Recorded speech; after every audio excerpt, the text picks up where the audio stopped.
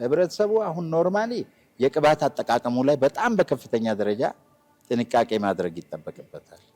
ይሄን ሁሉ ጊዜ ሰው ጾሞ ሰውነቱ ቅባት ረስቶ በአንድ ጊዜ የዶሮውንም የበሬውንም የስጋውንም መጠቀም በራሱ በሽታ ማምጣት ነው።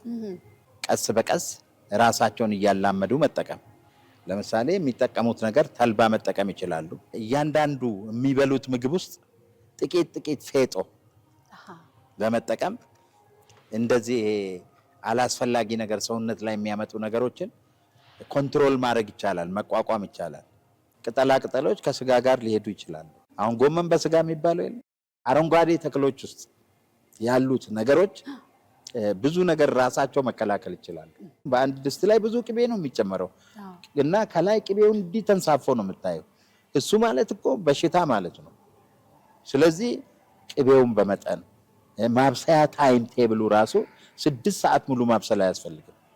በቃ ቅመሙ እንዲብላላ የተወሰነ ሰዓት በማብሰል ከቅመሙም የሚገኘውን ጥቅም ለማግኘት ጥረት በማድረግ አመጋገባቸውን በዚህ መልኩ ቢያዘጋጁት። ጤና ይስጥልን የላይፍ ሾው ተመልካቾች፣ ዛሬ እንግዲህ የፋሲካ በዓል መዳረሻ ጫፍ ላይ እንገኛለን። በተለይም የኦርቶዶክስ እምነት ተከታዮች ለ2 ወራት በጾም ቆይተናል እና እሁድ ሌሊት 9 ሰዓት ጀምሮ አመጋገባችን በተቃራኒው ይቀየራል። ይሄ ነገር ለሰውነታችን ምን አይነት ተጽዕኖ ያሳድራል የሚለውን እንግዳ ጋብዣለሁ። አብራችሁን ቆዩ። ይህን ፕሮግራም ላይክ፣ ሰብስክራይብ በማድረግ ቤተሰብ ሁኑ። ህይወት ጌትነት ነኝ። ሎሬት ጊዜውን ስለሰጡኝ በጣም አመሰግናለሁ። እኔም አመሰግናለሁ። እንግዲህ አሁን የትንሣኤ ዋዜማ ላይ ነው የምንገኘው። የኦርቶዶክስ እምነት ተከታዮች ለ2 ወር ጾመናል። እንግዲህ እሁድ ሌሊት 9 ሰዓት ጀምረን ደግሞ የ2 ወሩን አጿጿማችንን ወዲያው የምንቀይርበት ነው እና ከዚህ ጋር ተያይዞ ነው ቆይታ እንድናደርግ የወደድኩት።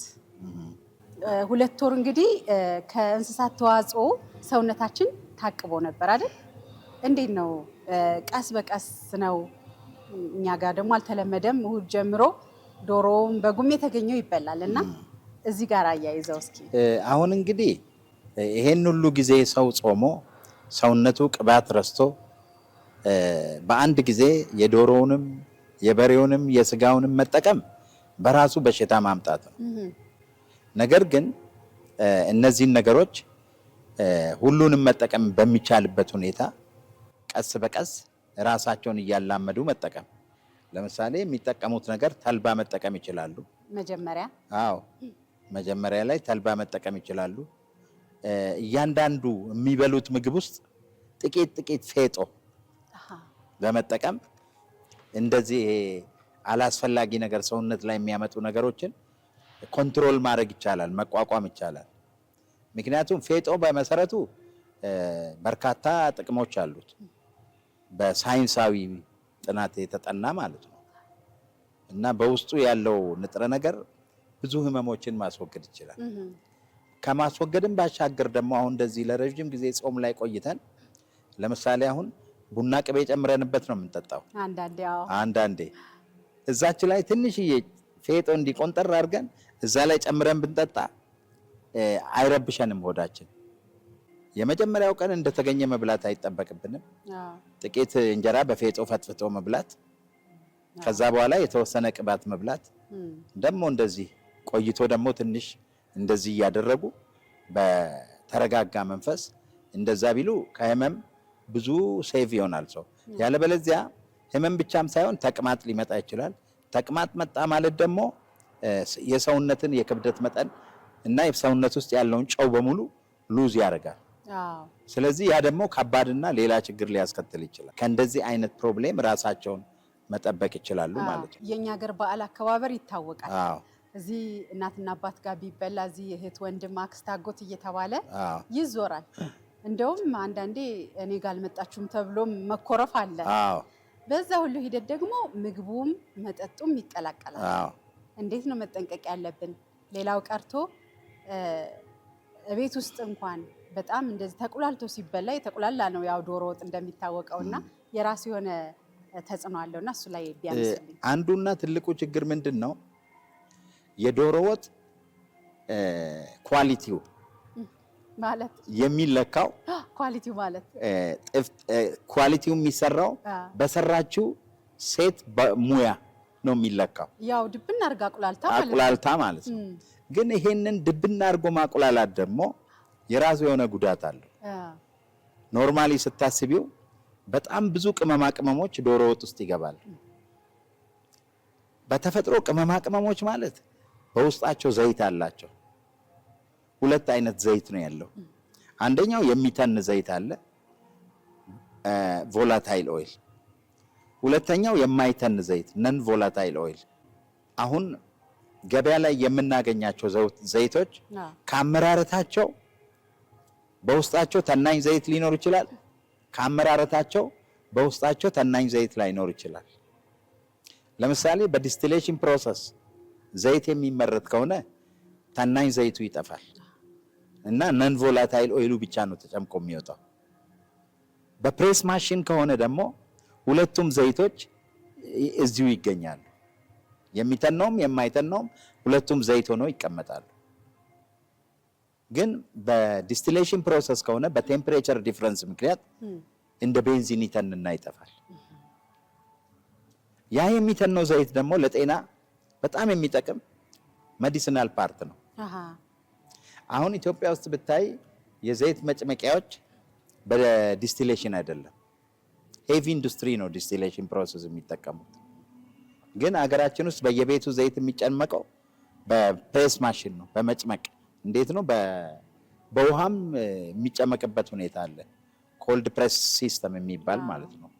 ያ ሲስተም ቮላታይል ኦይሉ ስለማይጠፋ ዘይቱ ጤናማ ነው። ያ ግን ቮላታይል ኦይሉ ከውስጡ የጠፋው ነገር የሆነ የምናገኘው ጥቅም ጎሎታል ማለት ነው። ረጅም ሰዓት በማሞቅና በማቁላላት በእያንዳንዱ ቅመማ ቅመም ውስጥ ያሉ ንጥረ ነገሮች ይጠፋሉ። የነዛ ንጥረ ነገሮች መጥፋት አንደኛ ሆድን ያሳምማል፣ ሁለተኛ ጨጓራን ያሳምማል። ስለዚህ ንጥረ ነገሮቹ ግን በከፍተኛ ቴምፕሬቸር ባይበስሉ ጨጓራን ማዳን ይችላል። ቅመም ጨጓራን ያድናል። በኃይል ከበሰለ ጨጓራን ያሳምማል። ስለዚህ መድኃኒቱም እዛ ውስጥ ነው ያለው። ቅመሙ በትክክል ከተጠቀምንበት በቦይሊንግ ቴምፕሬቸሩን ሃይ አድርገን እንደ ኢትዮጵያ የዶሮ ቁሌት ካቁላላ ነው ለጨጓራም ችግር ለሆድም ችግር ነው እሱ ራሱ።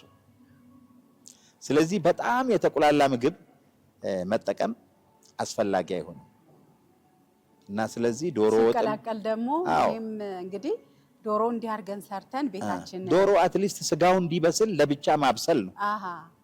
ከዛ በኋላ ግን በኖርማል ቴምፕሬቸር ቁሌቱን መስራት በጣም ረጅም ሰዓት እሳት ከማስመታት ለተወሰነ ጊዜ እንዲንተከተክ አድርጎ ካፈሉት የበሰለውን ስጋ ብትጨምሪበት እሱ ከዛ በኋላ ወጥቶ ሊበላ ይችላል። ቢያንስ ጤናዊ ጠቀሜታ አለው። በሽታ መከላከል እንኳን ባይችል በሽታ አያመጣም። ትክክል። ይሄም ሆኖ ደግሞ እንግዲህ ቀደም ብዬ እንደገለጽኩት መቀላቀል ደግሞ አለ። ቤተሰብ ሲጠየቅ፣ ጎረቤት ሲጠየቅ እሱን ደግሞ እሱ ነው እንግዲህ የምግብ ኳሊቲ። ለምሳሌ አሁን ቡና በወተት ይጠጣል ኢትዮጵያ ውስጥ። ስታንዳርድ የለውም። ማኪያቶ ግን ስታንዳርድ አለው ተለክቶ። ይሄ ለዚህ ተብሎ ነው። ለንደን ላይ የምትጠጪው ማኪያቶ አዲስ አበባ ላይ የምትጠጪው ማኪያቶ አንድ አይነት ነው። ገብቶሻል? ጀርመንም የምትጠጪው ማኪያቶ አሜሪካን ሀገር የምትጠጪው ማኪያቶ አንድ አይነት ነው። እንዴት አንድ አይነት ሆነ? ማኪያቶ በስታንዳርድ ነው የሚወጣው፣ ተመርቶ የሚወጣው። ይሄ በዚህ መጠን ተብሎ ተለክቶ ስለሚወጣ ወርልድ ዋይድ ተመሳሳይ ማኪያቶ ትጠጪያለሽ። ኢትዮጵያ ውስጥ ግን ቡና በወተት የምንጠጣው አንቺ ቤት የቡናው መጠን ሊበዛ ይችላል። ልክ ነው። እኔ ቤት ደግሞ የወተቱ መጠን ሊበዛ ይችላል። ስታንዳርድ የለውም። ስለዚህ የምትጠጪው ቡና በወተት ራሱ የተለያየ ነው ማለት ነው። ቦይሊንግ ፖይንቱም የተለያየ ነው። ማኪያቶ ሲያፈሉ ባሪስታዎች ያውቁታል ምን ያህል ቴምፕሬቸር እንደሚያሞቁት። እኛ ግን ቡና ወተት ስናቀርብ ያንን ቴምፕሬቸር አናውቀው። ስለዚህ እኔ ጋር የሚጠጣው የቡና በወተትና አንቺ ጋር የሚጠጣው የቡና በወተት ጣዕሙ ራሱ የተለያየ ነው፣ ከመብሰል ደረጃው በመነሳት ማለት ነው። እነዚህ ሁለት ነገሮች ሲገናኙ ለጤንነት ጥሩ አይደሉም ማለት ነው። ምግቡም እንደዛው ነው። ምግቡም እንደዛው ነው። ምክንያቱም ስታንዳርድ የለውም። ዶሮ ወጥን ለመስራት በየቤቱ የተለያየ ቤት ገብተሽ የተለያየ ጣዕም የዶሮ ወጥ ትበያለሽ። እውነት ነው። ስታንዳርድ ቢኖረው ግን ልክ እንደ ማኪያቶ ወይም ልክ እንደ ሚሪንዳ እዚህም ጠጣሽ፣ ጎንደርም ጠጣሽ፣ ባህር ዳርም ጠጣሽ፣ ጋምቤላም ጠጣሽ፣ ያው ነው፣ ተመሳሳይ ነው። ሚሪንዳ በስታንዳርድ የሚሰራ ነገር። አዎ። ስለዚህ እነዚህ ነገሮች ስታንዳርዳቸው ተሰርቶ የዶሮ ስታንዳርድ ይሄ፣ የቅንጬ ስታንዳርድ ይሄ፣ የክትፎ ስታንዳርድ ይሄ ተብሎ አልተሰራም። አንዳንድ ክትፎ ላይ ቅባት ይበዛበታል። አንዳንድ ክትፎ ደግሞ ቆንጆ ይሆንና ብዙ ቅባት የለውም። ስለዚህ ስታንዳርድ ሊወጣለት ይገባል ምግብ። ይሄ እንግዲህ ወደ ቢዝነስ ሲሄድ ነው። ቤት ውስጥ ከሆነ ግን ይሄ ስታንዳርድ አስፈላጊ አይደለም፣ አይቻልምም። እኔም በገባኝ ፎርሙላ ነው ሰርቼ የምመገበው። ግን በገባንም ፎርሙላ ሰርተን ብንመገብ ቴምፕሬቸር ላይ ጥንቃቄ ማድረግ ነው። በጣም አለማብሰል። ምግቡ ውስጥ ያሉት ነገሮች ጤናዊ ጠቀሜታቸውን እንዳናጣ ማለት ነው። ሲያምንም ምግቡ ራሱ ሊያሳምመን ይችላል እኮ። ከውስጡ የጎደሉ ነገሮች በሽታን እንደመከላከል ራሳቸው ወደ በሽታ ሊቀየሩብን ይችላል። ስለዚህ ጥንቃቄ ማድረግ አለባቸው እናቶች። ይህንን ያበሳሰል እንትኑን ረጋ ባለ ሁኔታ ስጋውን ለብቻ አብስሎ ቁሌቱን ግን በስነ ስርዓት በጣም ረጅም ሰዓት፣ እኔ እንጃ አንዳንድ ጊዜ ድስት እኮ ተጥዶ 7 ሰዓት 8 ሰዓት እሳት ላይ ይቀመጣል። ግማሽ ቀን ይወስዳል። ስትሮንግ ልክ አይደለም ይሄ። ሌላው ከዚህ ቀደም ከስጋ ጋር እነዚህን የአትክልት ተዋጽኦች አብራችሁ አትስሩ፣ አብራችሁ አትብሉ አይነት ነገር መረጃ ሰምቻለሁ እና በተቃራኒው መሰለኝ። ምክንያቱም ስጋ ብቻ ከምናዘወትርና እሱ ላይ ትኩረት ከምናደርግ አትክልት ብንጨምርበት ለሰውነታችን ጥሩ አይሆንም ወይ ነው? እሱ ጥሩ ሊሆን ይችላል። የምንጨምርቸውን አትክልቶች አይደንቲፋይ ማድረግ ያስፈልጋል። ከስጋ ጋር አሁን የትኛው አሁን ለምሳሌ ቅጠላ ቅጠሎች ከስጋ ጋር ሊሄዱ ይችላሉ። ሰላጣ ማለት ነው። አዎ፣ ጎመን፣ የአበሻ ጎመን፣ ይሄ እንትኖች አረንጓዴ ጎመኖች ምናምኖች አሉ አይደል? አሁን ጎመን በስጋ የሚባለው የለም እንዴ? አዎ፣ ቆንጆ ነው፣ ጥሩ ነው። እነሱ በአረንጓዴ ተክሎች ውስጥ ያሉት ነገሮች ብዙ ነገር ራሳቸው መከላከል ይችላሉ። ግን እንደ ድንች የመሳሰሉ ነገሮች ከፕሮቲን ጋር ሲሆኑ ቲማቲም ከፕሮቲን ጋር ሲሆን ችግር ይፈጥራል። አሁን ቲማቲምን ስጋ ውስጥ ጨምሮ መብላት ራሱ የራሱ ጉዳት አለው። ምንድነው የሚፈጠሩ ነገሮች አሉ እዛ አበሳሰል ውስጥ ማለት ነው። ካርቦሃይድሬቶችም ስለሆኑ አስቸጋሪ ነው እና ቲማቲም፣ ድንች እነዚህን ለብቻ በስጋ ግን ድንች ብዙ ጊዜ ግን ለጤና የሚመከረው በቅቅል ነው። ድንች ቅቅሉ ሲበላ ጥሩ ነው። አሁን ብዙ ጊዜ ራሽያ ምናምን ብትሄጂ እኮ ድንች ቅቅሉን ነው የሚበሉት። ጎጃም አካባቢ የተለመደ እሱ ነው በቃ ጤናማ ምግብ። አይተሻል? ጤናማ ዛት ኢዝ ጉድ። ወደ ኢሉባቦር ብትሄጂ፣ ወለጋ ብትሄጂ፣ ኦል ኦቨር ኢትዮጵያ ወደ ወሎም ብትሄጂ፣ ጎጃም፣ ጎንደር ብትሄጂ ቅቅሉ ነው የሚበላው። ህብረተሰቡ ጤናማ ነው በጣም። ነገር ግን እነዚህ ነገሮች ከዘይት ጋር ሲቀላቀሉ፣ ከቅቤ ጋር ሲቀላቀሉ ትራንስፋት የሚባል ነገር አለ። የትኛውን ምግብ በቅባት መመገብ አለብን፣ የትኛውን ያለ ቅባት መመገብ አለብን። እነዚህ ነገሮች ከግል ኤክስፒሪየንስም ብንረዳ ሰውነታችንም ይነግረናል። አንዳንድ ጊዜ ለምሳሌ አንዳንድ ሰው ቺፕስ ሲበላ ደስ አይለውም። በቃ ሰውነቱ ነግሮታል፣ መተው አለበት። ቅቅሉን ሲበላ ደግሞ ጤናማ ነው። ስለዚህ ኖርማሊ ውስጣችንን ማዳመጥ፣ ውስጣችንን ስናዳምጥ ሰውነታችን ይነግረናል ለእኛ የማይስማማው ምግብ ማለት ነው። እና ስለዚህ ድንች ከተጠብሶ ከመበላቱ ይልቅ በወጥነት ደረጃ በቅባት በቅቤ በዘይት ከመበላት ይልቅ በቅቅልነት ቢበላ የበለጠ ሄልዚ ነው፣ ጠቃሚ ነው። በጣም ጥሩ ሎሬ። ሌላው ማንሳት የፈለግኩት እንግዲህ በጾም ወቅት እንደሚታወቀው ሰው ትህትና ይኖረዋል፣ ራሱን ይገዛል፣ ብስጩ አይሆንም። እንደሌላው ጊዜ ጥሩ ህይወትን የሚመራበት ጊዜ ነው። ምናልባት ይሄ ነገር ከጾም ጋር ይያዛል በቀጥታ ጾም አመጋገቡ አይደለ? ስለዚህ የምንመገባቸው ምግቦች ለማበሳጨት ከሰው ጋር ላለመግባባት አስተዋጽኦ አላቸው። ኖርማሊ ይሄ ነገር ሰዎች በሚጾሙበት ሰዓት ትክክለኛ ሆሊ ስፒሪት ይመጣል። ያ ሆሊ ስፒሪት ሲመጣ ምንን ያላብሰናል? ጸጋን ይሰጠናል። ያ ጸጋ ሲመጣ መዋሸት ፈልገን አንዋሽም፣ መዘመት ፈልገን አንዘምትም፣ መቅጠፍ ፈልገን አንቀጥፍም። የሰው ልጅ ደግሞ በሁለት ነገር መኖር አይችልም። ሰው በአካላዊ ፍላጎቱ ይኖራል፣ በመንፈሳዊ ፍላጎቱ ይኖራል። ስለዚህ የሰው ልጅ በእህል ብቻ አይኖርም ይላል መጽሐፍ ቅዱስ። ስለዚህ የእግዚአብሔርን ቃልም መመገብ አለብን ማለት ነው። አካላዊያችንን ለማስፈለግ ደግሞ ለማኖር ደግሞ ምግቦችን መብላት አለብን ማለት ነው። ሎሬት የጾም ፍቺው እየተቃረበ ነው። በጣት የሚቆጠር ቀን ነው የቀረንና ቅድመ ዝግጅቱ ላይ ነው እየሰራን ያለ ነው እንደሚታወቀውና እንደ ምግብ ባለሙያነቱ አሁንም ስናወራቸውን የቆየ ነው። ህብረተሰቡ ምን ቢጠነቀቅ፣ በተለይም ደግሞ በጾሙ ያለፈ ሰው ምን ቢጠነቀቅ ጥሩ ነው? ከፍቺውም በኋላ ደግሞ ጤናችንን እንፈልገዋለን አይደል? እንዴት ነው መጠበቅ ያለብን የሚለው ላይ ህብረተሰቡ አሁን ኖርማሊ የቅባት አጠቃቀሙ ላይ በጣም በከፍተኛ ደረጃ ጥንቃቄ ማድረግ ይጠበቅበታል። ሁለተኛ በተፈጥሮ እነዚህን ቅባት እህሎችን ወይም ቅባት ነገሮችን ኮንትሮል ማድረግ የሚችሉ እንደ ተልባና እንደ ፌጦ አይነቶችን በጎን መጠቀም ቢያደርጉ ከብዙ ነገር ራሳቸውን ይጠብቃሉ። ግን ቅቤ ዝም ብለው በጭልፋ አንስቶ መሞጀሩ ጥሩ አይመስለኝም። ምክንያቱም በአንድ ድስት ላይ ብዙ ቅቤ ነው የሚጨመረው እና ከላይ ቅቤው እንዲህ ተንሳፎ ነው የምታየው። እሱ ማለት እኮ በሽታ ማለት ነው። ስለዚህ ቅቤውን በመጠን ማብሰያ ታይም ቴብሉ ራሱ 6 ሰዓት ሙሉ ማብሰል አያስፈልግም። በቃ ቅመሙ እንዲብላላ የተወሰነ ሰዓት በማብሰል ከቅመሙም የሚገኘውን ጥቅም ለማግኘት ጥረት በማድረግ አመጋገባቸውን በዚህ መልኩ ቢያዘጋጁት እንግዲህ እኔ በዚህ ዲግሪ ሴንቲግሬድ ብለሽም ለመናገር ትንሽ ይከብዳል።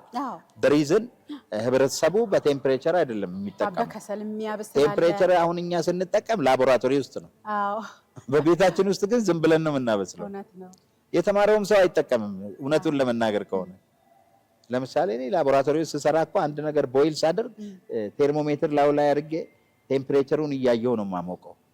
ቤቴ ላይ ግን እንደዛ አላደርግም። እንደዚህ አይነት ነገሮች ሁሉ የተማሩ ሰዎች ኤክስፒሪየንሳቸውን በቤታቸው ውስጥ እንኳን እያመጡ ቤተሰቦቻቸውን ማስተማር ቢችሉ፣ በተለይ የኬሚስትሪ የባዮሎጂ አይነት ችሎታ ያላቸው ሰዎች የባዮ ኬሚስትሪ እንደዚህ አይነት ሰዎች የአበሳሰል ስርዓቱን እንኳን ቤተሰቦቻቸውን እንኳን ቢያስረዱ ከነዛ ሰዎች ደግሞ ብዙ ሰው ሊማር ይችላል። ግን ብዙ የተማረው ሰው የዚህ አይነት ካልቸር የለውም፣ እኔንም ጨምሮ ማለት ነው። እውነት ነው። አዎ። ስለዚህ እከሌ እውቀት አለው፣ እከሌ ጎበዝ ተናጋሪ ነው፣ እከሌ የሚናገረው ንግግር እውነት ነው፣ በቃ ያ ነው አከስተምድ የሆነው። ፕራክቲካል ወርክ የለንም። ዛሬ በመላው ዓለም ብትሄጂ ብዙ ምሁራኖች አሉ፣ ሌሎች ፕሮፌሰሮች አሉ፣ ቫይስ ፕሮፌሰሮች አሉ፣ አሶሲየት ፕሮፌሰሮች አሉ፣ ብዙ ፓብሊሺንግ የጻፉ ማለት ነው። ነገር ግን ወደ ታች ወርዶ ወደ ተግባር አልተገለጠም። ገብቶሻል? እነዛ ፓብሊሺንጎች ደግሞ በብዙዎቹ ቦታዎች ላይ ከጥቂቶቹ ትምህርት ሊሰጥባቸው ይችላል። አብዛኛዎቹ ግን ሸልፍ ላይ ነው የሚቀመጡት። ስለዚህ የምርምሩም ሁኔታ ተግባራዊ ምርምር እንዲሆንና የተማርናትን ነገር ቤተሰባችንን እያስተማር ቦይሊንግ ቴምፕሬቸር ለአንድ ነገር እዚህ ድረስ ነው፣ ውሃ በዚህ ዲግሪ ይፈላል፣ ሻይስ በስንት ዲግሪ መፍላት አለበት፣ የውሱን ሁሉ እያወቅ ቤተሰብ ማሳወቅ መቻል አለበት። በጣም ጥሩ። አዎ። ስለዚህ በዚህ አይነት መካኒዝም እኔ ቤተሰቤን ባስተምር ቤተሰቦቼ ደግሞ ሌላውን ያስተምራሉ እና ብዙ ምሁራኖች አሉ። የዛ ሁሉ ምሁራን ቤተሰብ አገር ያስተምሩ። ልክ ነው። አዎ። ሎሬት እርስዎ እንግዲህ በሽታን ያክማሉ፣ መድኃኒት የጀመሩ ሰዎች ሁሉ ያክማሉ በምግብ እና ወደ እርስዎ መታከም ፈልጎ የሚመጣ ሰው ምንድነው አሟልተው መምጣት ያለበት? የት ይገኛሉ? እኛ ጋር ለሕክምና መምጣት የሚፈልጉ ሰዎች አንደኛ የደም አይነታቸውን፣ ሁለተኛ ክብደታቸውን፣ ሶስተኛ ቁመታቸውን፣ አራተኛ ህመማቸውን ቢቻል የላቦራቶሪ ውጤት አያይዘው ቢመጡ ደስ ይለናል። አድራሻችን ከ22 አደባባይ ከጎላጉል ወደ መገናኛ በሚወስደው መንገድ የድሮ ኤልሳ ቆሎ ከመክሊት ህንፃ ከፍ ብሎ ኤፍራታ ህንፃ አንደኛ ፎቅ ላይ ነው። ኤፍራታ ህንፃ ፊት ለፊቱ ላይ ህብረት ባንክ አለበት። በዛ ወደ ውስጥ አንደኛ ፎቅ ላይ ቢገቡ ያገኙናል። እንግዲህ በመጨረሻ ሎሬት የጾመ ሰው የዛሬ ፕሮግራማችን ትኩረት እንዴት ጾሙን ይፍታ፣ ከጾሙን ፍቺ በኋላ ደግሞ ጤናንም ስሜትንም ጠብቆ አመጋገብን አስተካክሎ መቀጠል እንዲቻል የመጨረሻ መልእክቶን ያስተላልፉልኝና በዚህ አጋጣሚ እርሶም እንኳን አደረሰው ፕሮግራማችን ናት። ይሄን የጾም ፍቺውን የምግብ አጠቃቀም ጾሟን ለመፍታት ብቻ አይደለም ህብረተሰቡ መጠቀም ያለበት፣ ቀጣይነት ያለው አጠቃቀም ቢያደርጉ ለወደፊት ጤንነታቸው ጠቀሜታ አለው። አመጋገባቸው ፕሮፐር ካልሆነ ታመው እንኳን ረጅም ጊዜ አልጋ ላይ መተኛት ይችላሉ። ግን አመጋገባቸው ኖርማል ከሆነ አልጋ ላይ ቆይታቸው ጥቂት ነው የሚሆነው። ምክንያቱም እግዚአብሔር ለሰው ልጆች ለጻድቅ ሰው እግዚአብሔር አልጋውን ያነጥፍለታል ይላል። ጻድቅ ደግሞ አመጋገቡን ያውቃል። አይተሻል። ስለዚህ አመጋገባችንን እንወቅ፣ በዛ መንገድ እንሂድ። ምን እንደሚበላ ምን እንደማይበላ ያውቃል ጻድቅ ሰው እና ስለዚህ እግዚአብሔር አልጋችን እንዲያነጥፍልን ስለ ሆዳችንን መጠንቀቅ አለብን። ዝም ብለን እንዳገኘን መብላት አይጠበቅብንም እና ጥንቃቄ ማድረግ ይጠበቅብናል። እንግዲህ ለመላው ኢትዮጵያ ሕዝብ እንኳን በሰላም ለፋሲካ በዓል አደረሳችሁ ላለሁ በመላው ኢትዮጵያ ለሚገኙና ከኢትዮጵያ ውጭም ለሚገኙ ኢትዮጵያውያን ሁሉ የፋሲካ በዓል የሰላም፣ የደስታ፣ የብልጽግና ምንም ህመም የሌለበት ጊዜ እንዲሆንላቸው ምኞቴ ነው። በጣም አመሰግናለሁ። አሜን። መልካም